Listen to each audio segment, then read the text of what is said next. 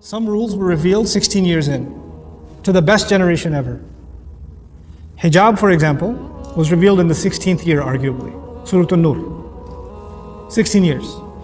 For 15 years, Aisha radiallahu anha, Khadija radiallahu ta'ala anha, Ummahatul Mu'mineen, the greatest sahabiyat, had no regulation of what? No hijab.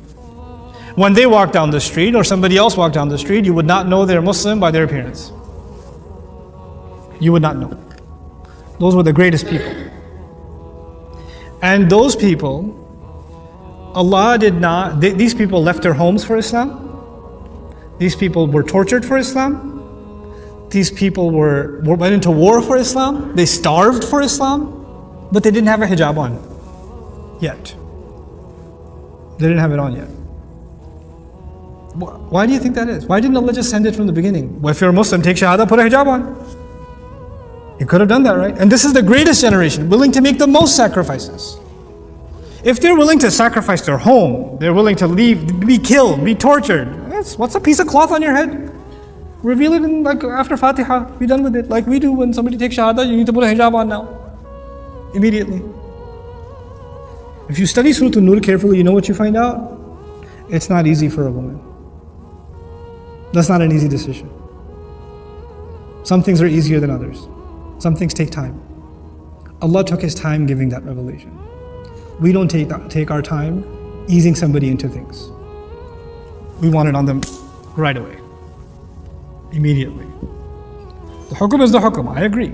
The regulation is the regulation. But study some seerah. Understand how the Quran came. The Quran is not just a book of rules.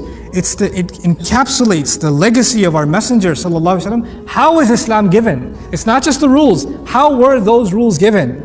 How do you put them inside somebody's heart, not just on their head? How do you do that?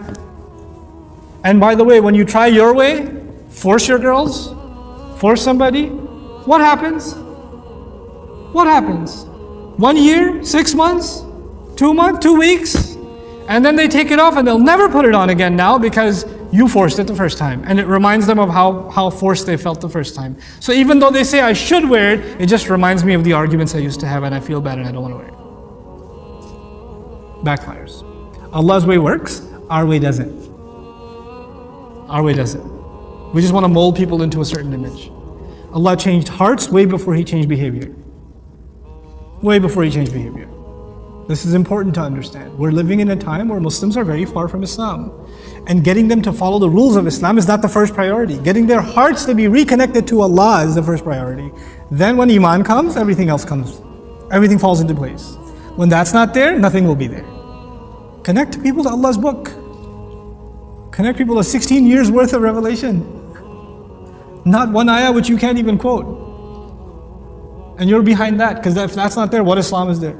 Astaghfirullah. And I'm just picking one example of the hijab. There are plenty of other examples of things we make the biggest deal. That's the top priority, and nothing else matters when that's not the case. Goodness to your family is a big priority in our deen. We don't highlight that, you know? Anyway.